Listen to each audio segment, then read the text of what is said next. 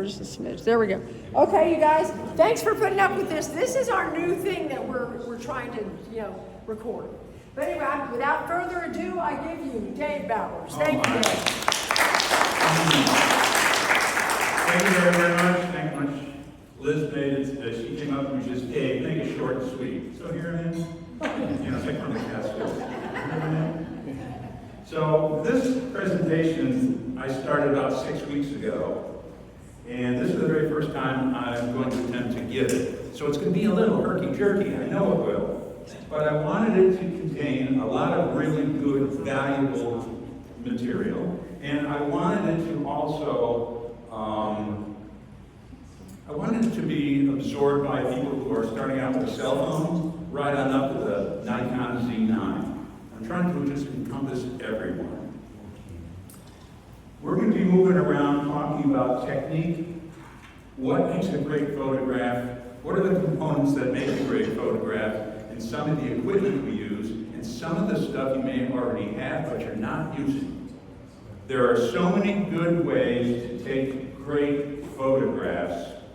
If we just take the time, try it, and if we put together perspectives of things that people haven't seen before, that is critically important. If you're entering contests, for example, F3C, classic example, I find that the people who are winning the F3C contest in all of the different categories are presenting items in a manner in which people haven't normally seen them before. One of my favorites is that low perspective, down low shooting. We're going to cover that here during this presentation. The equipment that's necessary to produce these images all the time, the necessary components that go into a really fine photograph, mood, gesture, technical aspects. Everybody knows that. We're all members of that 3C. What goes into a great photograph? So that is what my intention is. And again, we're going to be bouncing all over the place, so please bear with me. Liz also asked me if I would take a moment to discuss how did I get here? When did I begin my quest to become a really fine photographer, not even knowing if I'm there yet? And so I just want to give you a diagonal slice of how I started. And it began in the, Yes. and it began, It's the machine wants to sleep. Well, because the button didn't get pushed. Well, just to sleep. hello, back on? Okay. So it began in 1975-ish, when I did 2 tours of military service in Southeast Asia, and I was fortunate enough to have an opportunity to deal with a correspondence course that keeps all the GIs happy. And I took a course from the Nikon School of Photography that was in Tokyo, and putting together all of the components when I had time to determine how I could somehow put my big toe and make a living at being a photographer, knowing I was already married and had a child. So the chances of this happening was almost zero. It began with a darkroom technique, and it brought us all the way up to when I finally got discharged, and I said to my wife, I want to raise this family behind the camera, and the first place I went was Madison Square Garden. I figured I'll start at the top. It's easier to get knocked down rather than build yourself up. Saw John Halligan there. He at that time was a marketing director for special events. And I go in and he said to me, Dave, let me see your portfolio. I said, what's a portfolio? I have nothing. I said, I just got out of the Air Force. He says, I'll tell you what. I'm going to give you the Wednesday matinee. Bring your gear. And you're going to be in the center of the Lions cage with Werner Gable, Gunther, somebody. Gunther Gable Williams. Everybody remember the big German guy with the whip and the blonde hair? That's my first gig. Underneath the stand with a lion sitting on top and flaming hoops and stuff. And I was shooting at that time in Knickerman. And I did what I thought was do a pretty good job, and I'm walking out, and this old guy reaches out and says, you're new, he says, yeah, I said, I am. I hope I can get a gig here. He says, let me give you a little advice, and this advice will hold true for all of us if you're entering a contest or if you are considering going into a gallery. He said, how many images did John tell you to bring tomorrow?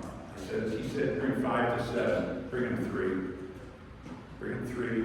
Don't ever bring them the number that they asked for, because the 4th, 5th, 6th, and 7th are as good as the first 3. So when you're preparing for an exhibition, again, don't always give them quantity, give them quality. Give them quality. Okay, so that moved on. I ended up at the Giants Stadium doing work for the Giants and all that stuff. And I quickly found out I can't make a living, and I put the camera down for a very long time. So remember I said we Hereford Journey? So now we're going to Hereford over to today. I am still doing Civil War reenactments as Matthew Brady. Does everybody know who Matthew Brady was? Yes. Okay. Famous Civil War photographer. Matthew Brady, as a child, grew up in a place called Glens Falls, New York. Everybody heard of that? His father was a dirt farmer, and he wanted to be an artist.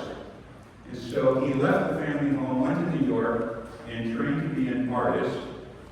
And met a man by the name of Samuel F.B. Morris, who was a quality painter at the time. Watch how all this stuff comes together. Morris decides to go to an exhibition in Paris to learn from some of the great oil painters, and while there, sees a demonstration of a new machine that had a pinhole in it and chemicals on a piece of tin that captured an image. And at that point, Samuel F.B. Morris says, I'll take one of those, because what I'm going to do is photograph Lori, and then she doesn't have to stand there still all day long. I'll just take that Morris and sew it with the third hand. And they don't have to stay here all day long while I tirelessly paint. So the object behind that first camera for Mr. Morris was for painting. He also saw it as an opportunity for the schools, the landscape schools at the time, the Brooklyn Institutes, where they would go out and photograph a tree or a rock or a stump, and he's going to put this stuff together and paint.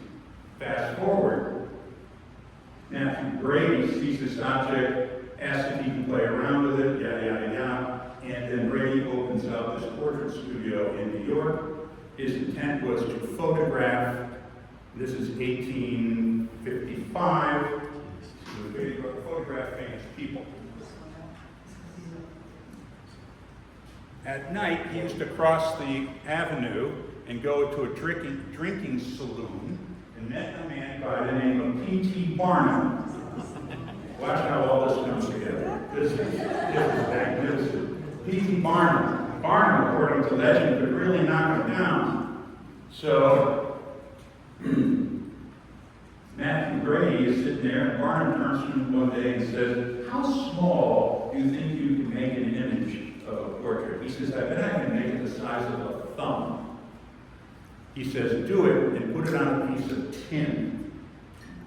Following year, Abraham Lincoln's running for president, giving a speech at the Cooper Union, and they produced these campaign buttons of Lincoln for men and women to wear on their lapel.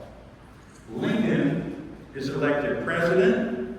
3 months after he's elected president, Lincoln calls Brady and says, come to the White House, let's you and I have dinner. And Lincoln, this big man, stands over Brady and says, you got me elected president with those silly pins. A photographer changed history in this country. A photographer for those silly pins got Abraham Lincoln elected president. That's a great story. A common story. And F.B. Morris, what did he do on a ship coming back to the United States? Invented the Morse code. Isn't this great? All right, let's talk about photography. Enough of that. It changed when you plugged it in. No, Okay. just for you, that's fine.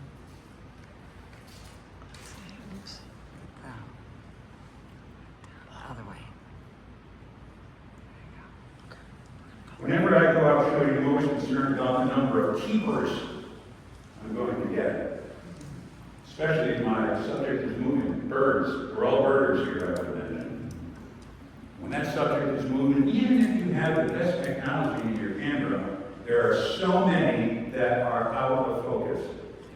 So what I want to do is I want to get into a place and I want my keeper rate to double or triple. So that I get back in post-production, I have an array of images that I can choose from. So everybody, if they don't already, should have this. This is the wireless remote. How many have a wireless remote? A third of the room. $56. Best investment you'll ever make.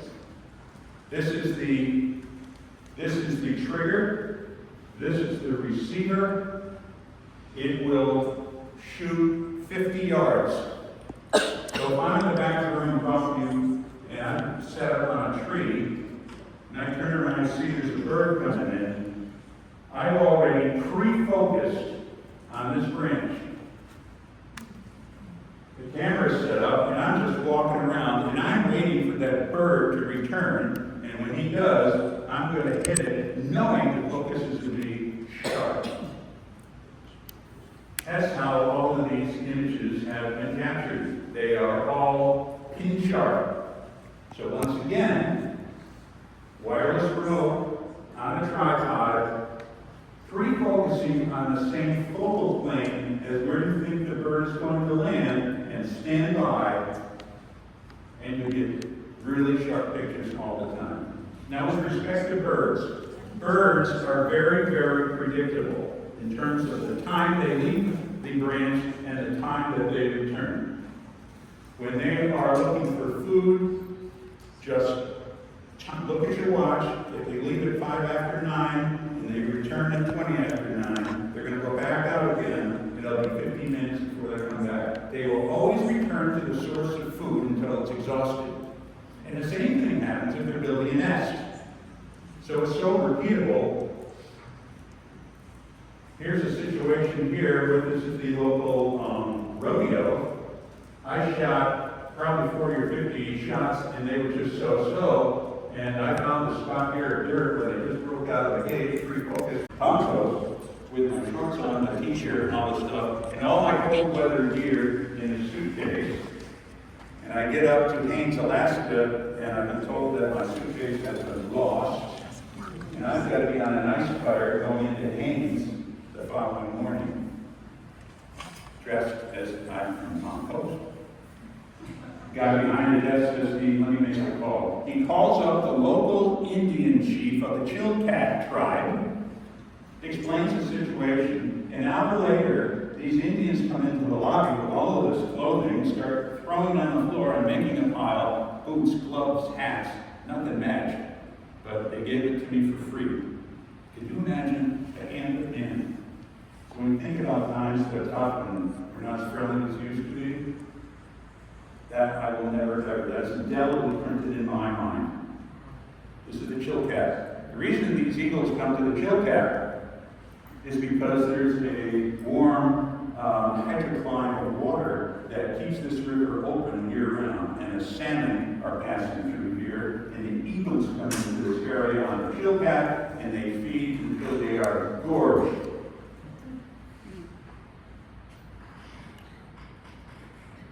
Saratoga Racetrack. I have to show this image because I was arrested there and I'm now banned for life.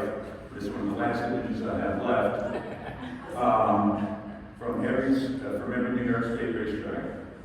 NYRA, that's the New York State Racing Association. That was 3 years ago I was arrested. Dave, what were you arrested for? I was arrested for trespassing. Where did they get the shot? Got the shot. And I was taken to the exit door by a state trooper. Refocus. I focused on a clump of dirt right in front of one of those supporting poles and rated. This is the 3/4 pole at Saratoga. Just waiting for them to come around. They come around and I hit it with a burst. All tack sharp.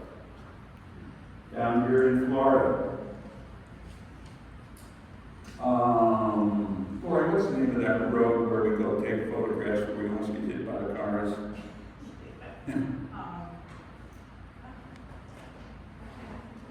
Black Point Drive. It'll come to me, mental illness. I'm suffering from mental illness. Walter Boardman Road. So here's a situation where I'm just waiting for this bird to leave, set up to go. Same situation here. Refocus.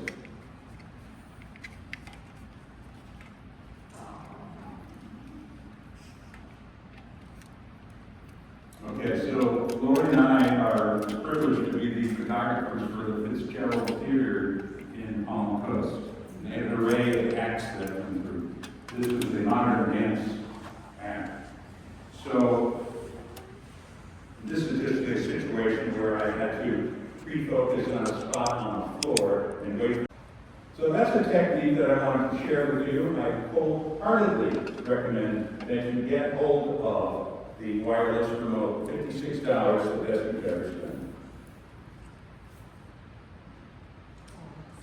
Huguenot. Huguenot's fairly close to us, isn't it? Yes. Everybody been to Huguenot? Yes. I would hope so. No excuse you'd be having. Hundreds of thousands of birds. Hundreds of thousands. I try to get there 3 times a year. And every time I go, I walk the beach. There are so many birds. How many birds are there? There are so many birds that they are run over, and you'll see the tire track and they're just driven into the sand. It is incredible. That is, that's in the gallery someplace. I can't remember. The old dog track we had. Okay. So that's pre-focusing.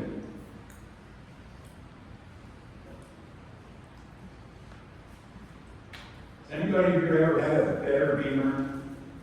Yes. Remember better beamer? You know, what do they call the lens at the end of the better beamer? Fresnel. Fresnel lens. No, Fresnel. Fresnel. It's a French word. Yeah, It does have an S, but it's Fresnel. correct. And does everybody know where you find more of these lenses? Lighthouses. Lighthouses. They magnify the light. Well, the better beamer has been replaced by this Magmod, which now has a magnetic grip to it. But that same lens is in here. And this thing will shoot 100 yards.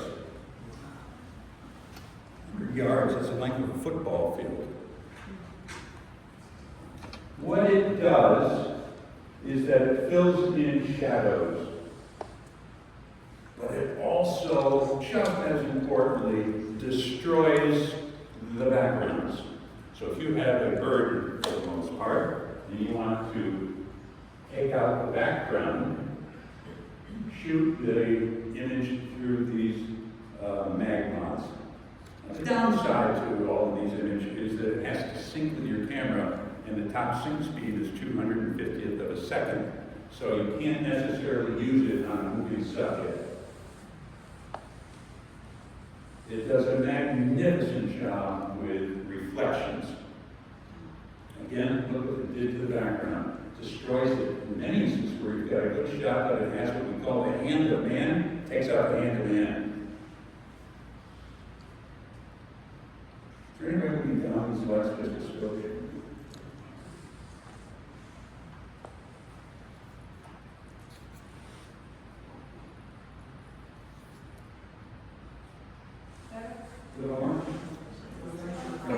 Maybe it's because I'm up here.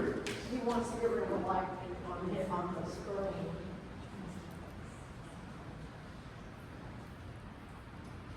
We're getting there. Okay. That works. That's good. So, don't be afraid to use a flash outdoors.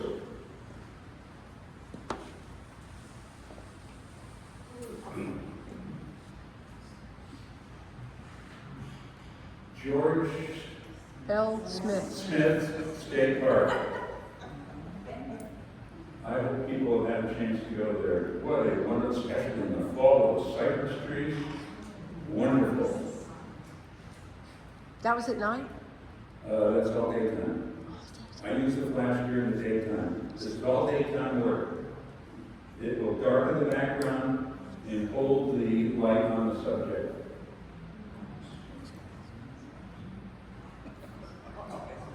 So, this is my favorite shot of all time. This shot was taken at the alligator farm with a flash 5 years ago. And I entered a contest sponsored by the National Wildlife Federation in Washington, and 30,000 people entered, and I finished second. It was that. I purposely left the upper left-hand corner blank because I thought, since the Wildlife Federation was in Washington, maybe there was a relationship with the Department of Revenue that made postage stamps. And I thought maybe you could see something there like 75 cents. Well, that was 5 years ago. The phone hasn't grown. Nothing bad. But that's a great example of a flash during the day, 250 to the second.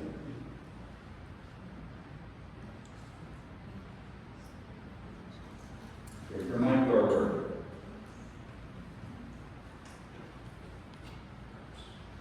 As we go through these images, for the most part, they're all post-processed in Lightroom.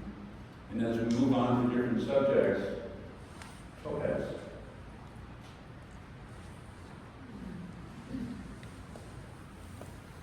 You will notice a common thread that runs through almost 100% of everything I'm going to show you tonight. And it is specific to the eye. I want the eye to be very prominent, no matter where the viewer is in the room. You get the impression he's looking at you. And as we move around through all of these images, notice that I concentrate on the eye. Yes. Again, the eye.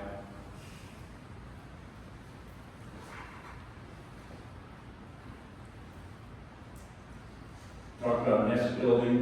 This particular bird had intervals of about 20 minutes.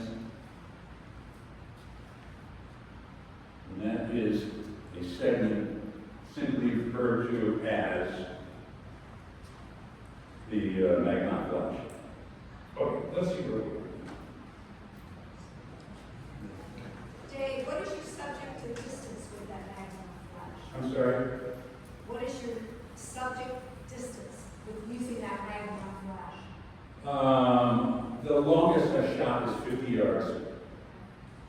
Now, it may appear as if these images I'm much closer. That's through cropping and post-production. What about your settings to get the background in there? Anything different? F28. F28. Yes, otherwise it would blow out. There's so much light. F28 at the 250. There have been occasions with that lens on this flash, and it's tilted down, and I fire it, and that beam of light cuts across here and clips this end of the camera. Burns right through it. That's how hot it is. That magnified light, it'll actually streak right through this plastic. F28, 250th of a second.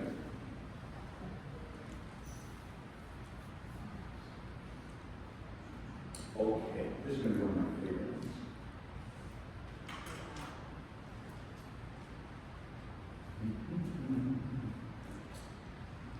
This is going to be about a different perspective. That is to say, a bird's eye view. Down low shooting. Years ago, I used to have a fry pan, and I used to put my camera in it. And I would sneak up on these birds and one slowly move forward. I want to be on their level. Get some great shots. Problem is I couldn't get up. And now at my age, I really can't get up. So what to do? Because it's a great perspective. Down here, this is where they live. The viewer, through your camera settings and your position when capturing the image, you are sending the viewer to the bird's level. Imagine this. Right on a button. Camera screwed into the bottom. Our wireless remote. And the camera is sitting on your shoe, like this. So you're shooting like this. Okay? You can do that by standing up. So I'm going to take a picture of this, and get my remote. Got it? Now you're upside down. So in post, you just flip it 180. Monopod, wireless remote, camera on the shoe trick. Right? So you know on this wireless remote, you push it halfway down to focus. So you got that problem saved. The biggest problem I have had though is when you take that screen in the back, you flip it out, you're standing in the sun, you look at the glare is brutal. But you kind of like it. So I'm doing this. Just raising the wait to see some of the stuff I got.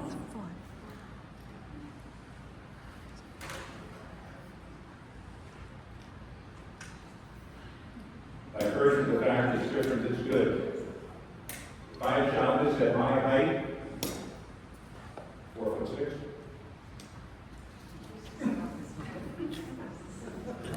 Tough audience, tough group, tough group.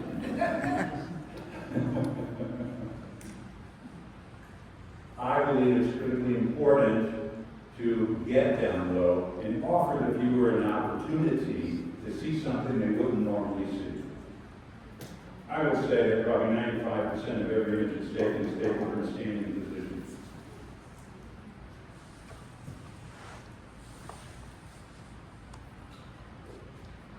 Look at that tunnel. You cannot. It's compelling. It tells a story.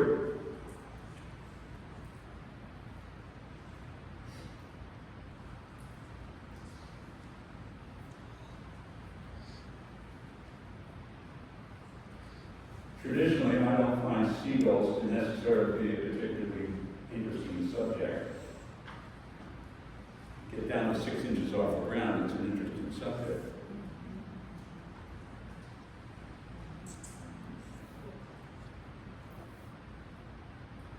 This I've entered in a contest, and I'm waiting for the results next week.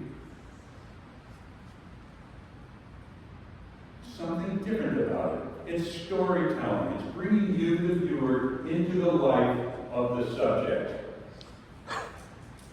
Do it differently. This is my bling bird. Now this bird has been captured 5 times and been banded, of course, each time. I don't know much about bands. I guess there's a code there that gives information such as color, large numbers for dates, but man, I tell you, I had 5 bands that just look at me as this kid can't fly. Least turns. Everybody here shoot the least turn? Most important piece of equipment is a hat. They will defend themselves by defecating on you from a height of about 3 to 4 feet. They will come in on you and just unload. Literally. On you. And with that extra hand, you should have no problem. At least turn. But if you take a look at where they make their nests, right in the creek of the beach, and the beach being out here, this was shoot at shot of Huguenot.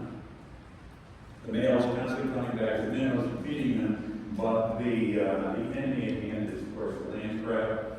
Getting down, working with your depth of field on some of these down low shots with the crashing waves in the background can be very effective.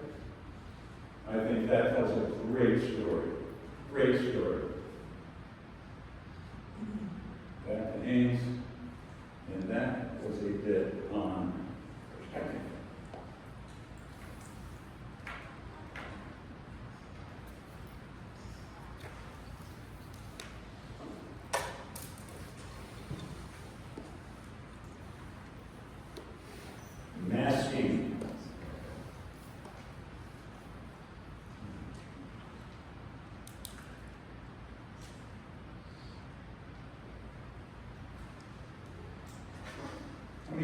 masters are here in the room.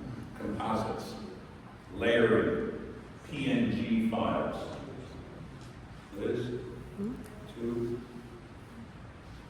The technology behind this is generating a background, several PNG files, meaning you cut out the subject and you layer it upon the base. And then add more layers, and compress them together until you have a finished product. So this is a staircase I photographed. Now, so when Lori and I are out shooting, many times, I'll be taking a photograph and say, what are you doing? And I'm just taking a picture of that door over there. It's a background. I don't know what I'm going to do with it, but when I get home, it goes in a folder called backgrounds. There are over 800 of them now. So if I see something where I think I can place a subject, I'll capture it and set it off to the side, and now I have a subject. PNG file. And that's what you get. Now we've created interest. Now we have a subject. Now we've created something that's absolutely unique as a piece of art. You know, a lot of people out there don't consider a photographer to be an artist. They don't. One of the reasons why is these damn cell phones are taking such great images. Sad commentary. It really is 24 megapixel cell phone. Anyway. So this is now, I'm going to take you through a series of composites that I've compiled over a period of years. And a lot of institutions, F3C being one of many, still hold firm to the fact that if you didn't take all of the images, you cannot enter into a contest. Is it my work? Did I create it? Did I own it? Answer, yes. I did not take that image. Go down. Build down. Subject. We're going to come across some images that I purchased a number of years ago from Chernobyl in Russia. Everybody remember what Chernobyl was all about? Okay. So you can't approach that former city any longer because of the high radiation counts. At some point a number of years ago, it was deemed safe enough to go in there and do some photography. And a young fellow went in there and shot a number, and I purchased from him 32 images of abandoned buildings in Chernobyl. They make magnificent backgrounds. All I need are my characters. We'll see some of these as they come up. Anybody know where that is? Close by. Parking garage downtown. You're very close. Parking garage, Sanford? Okay. Sanford? Close enough to go. There's my cowgirl. White week. Now we got an image. So when you're putting these images together, there are critical components that you have to keep in mind. Otherwise, it will look phony as hell. One of them is direction of light. The other one is temperature of light. The backgrounds and all the components you lay on it must have the same values so that you can interpret as an image was taken like that. It's very difficult sometimes to get the direction of light. This one happens to be quite good. I'm happy to show you those that are not.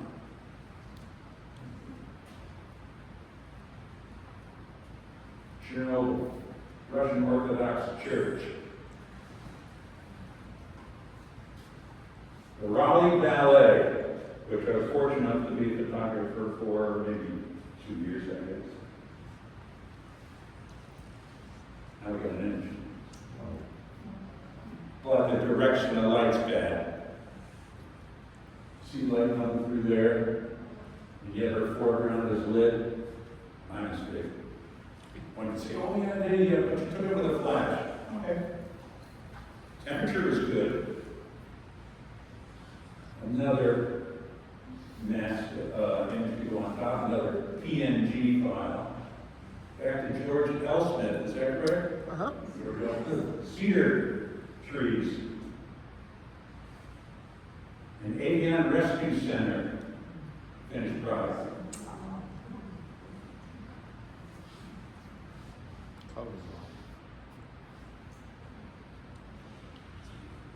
Rob Peck. Russian, yeah. This is a good looking woman.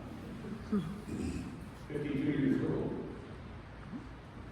Not bad. Of course, I used the luminance slider. You know, that helps.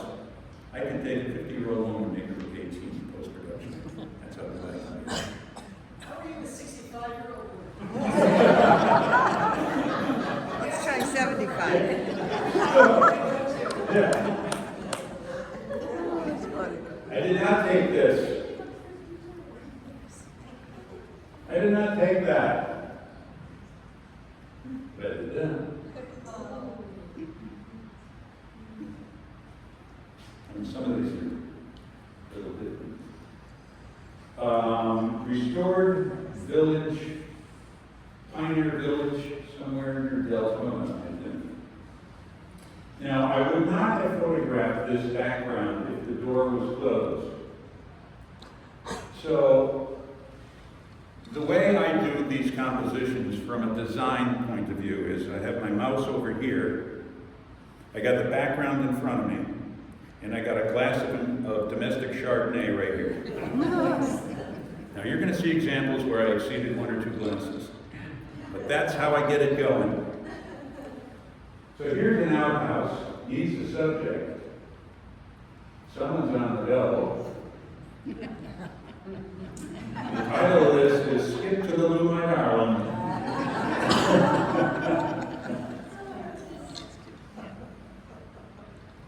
See, subject's important. Again, we talk about eye contact with the viewer.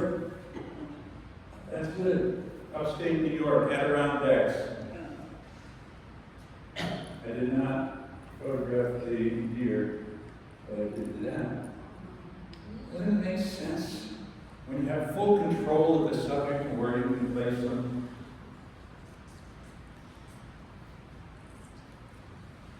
Side mirrors on a van in Amsterdam. Why would you dare take that picture? Makes absolutely no sense whatever. So let's take out the buildings. And let's fill it in with a church in New Hampshire. You get that? Or perhaps that country road. I also found that if the image you're filling in as a subject isn't all that sharp, put rain on it. Route 66. Another example of that one was not sharp. But with rain on top, it's just fine.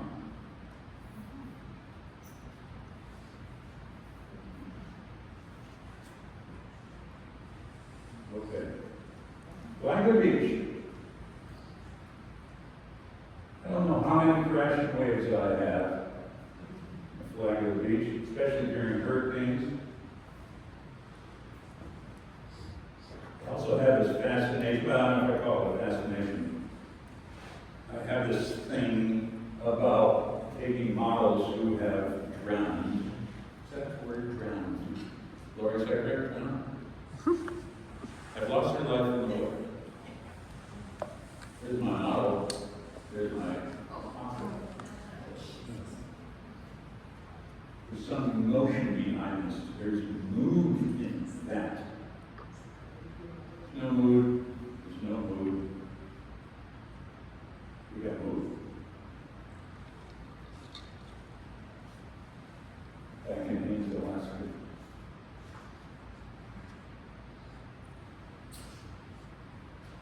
This was shot with Magma. You can see the background is black. The foreground is lit by the flash. I probably have 25 images taken from this body of water. This is a rowboat Brandon put together this for a very fine landscape.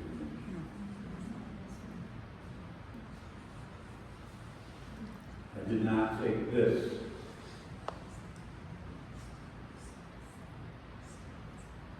I've had an opportunity to shoot over the years a number of young women who say they want to be models.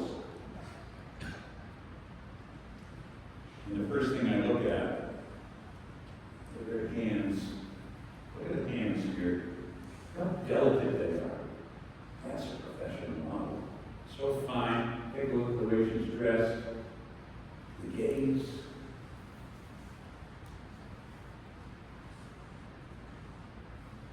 I'm very happy with the way that turned out. Got a lot of highlight, but I think that's from the perspective. Vermeer, lady pouring water, lady with a water pitcher. Famous Baroque painter from the early 1600s. The light is brilliant. The lighting sources from this direction. It catches the rim of the pot, her head, the front of her dress. It's magnificent. It is so magnificent that that Vermeer collection now hangs in the Metropolitan Museum of Art in New York. However, it can be improved on.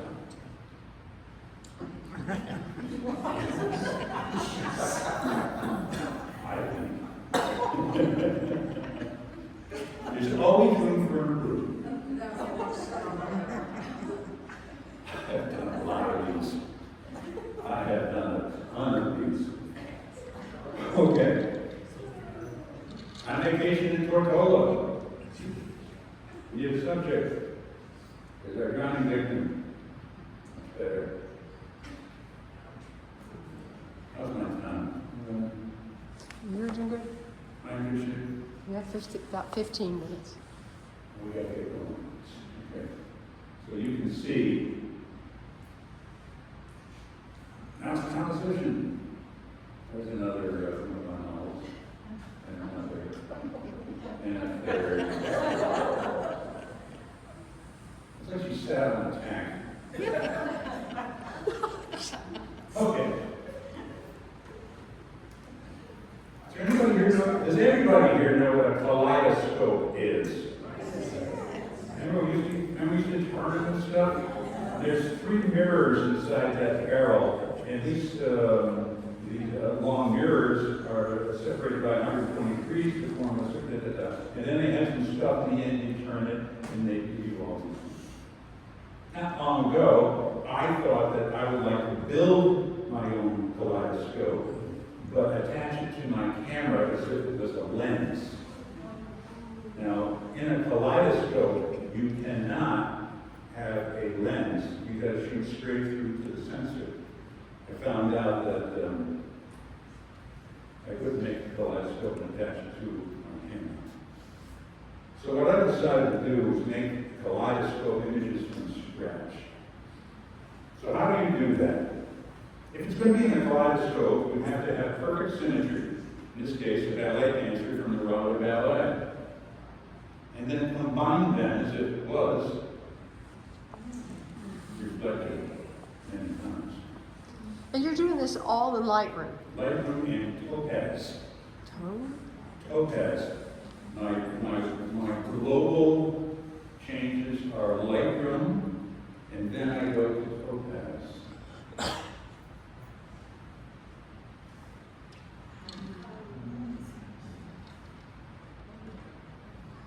These take hours. But they're so satisfying. Here's another good example.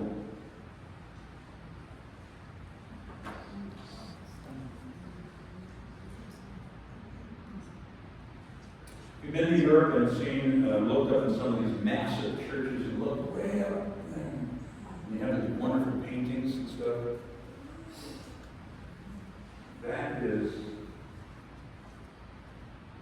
That's how I came up with that. That was inspired by a painting in the church. Back to this ballet dance. This piece of porcelain. Little statuettes, you know? used to call them knickknacks.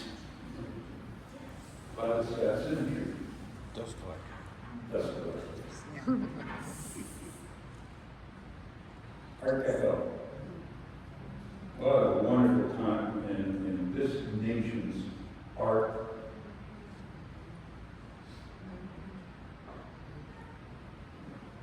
It's two ways of work. Another knickknack.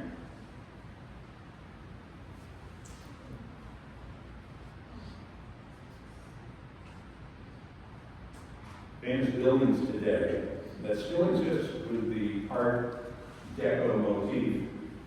Chrysler Building in New York, Empire State Building, and if any of you have been down to Miami, they have a section there with a significant array of Art Deco buildings. Is it Little Havana? South No. Beach. South Beach. Thank you.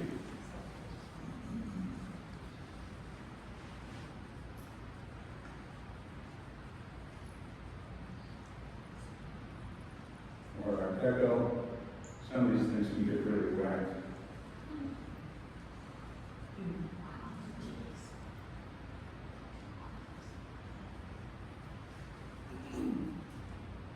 Okay. How many people here are scuba divers? How many people who have to go underwater and photograph an underwater camera?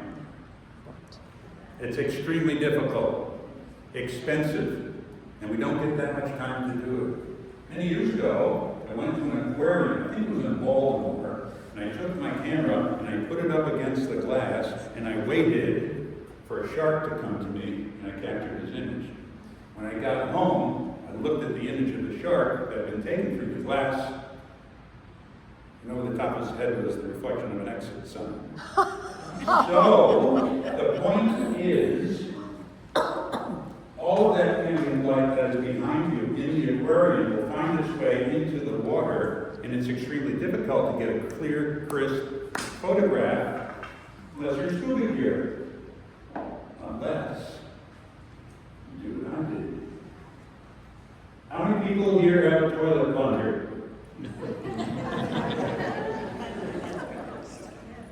Take your toilet plunger and you cut a hole in it the same size and shape as the lens. And you put this cup up against the glass and you shoot. And it appears as if you are taking a picture in scuba gear. I don't know how many people are going to do this, but that's how it's done. Same image through the toilet plunger. There you go. Well, I hope everyone enjoyed hearing this as much as I did giving it. So I thank you for your attention. It's just grand one on.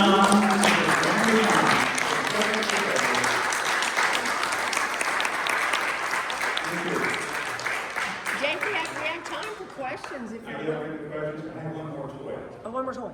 I have one more toy. Turn the lights on. No, thank you.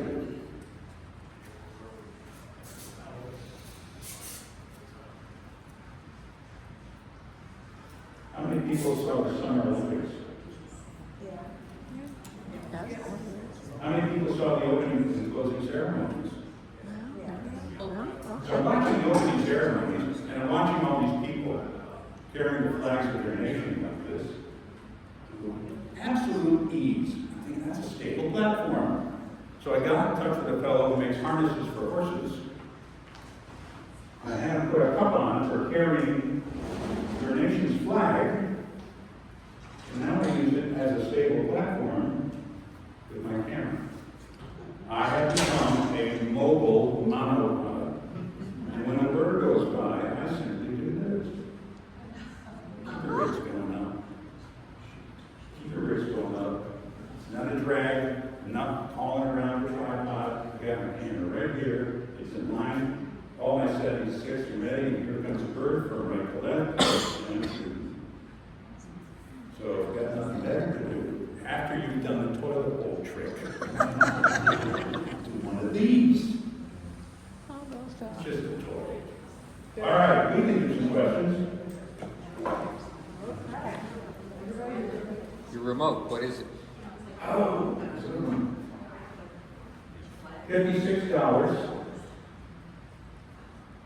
Amazon. When you buy them, and I hope everyone considers it, order it so that it matches your camera's input over here. This is for the Nikon Z9, but there's all kinds of different ones. So just find out if you're shooting a Canon. Just make sure it's suitable to the Canon. Here, we'll hold it up in front of the light thing. Yeah. It's made in Korea. It takes a small battery. Got it. And what is it? That's the remote? Yes, if you're going to consider. It is in RFN, Roger Frank Nancy, -4S. S as in Sierra. RFN -4S. Wireless remote. $56. I checked it last night.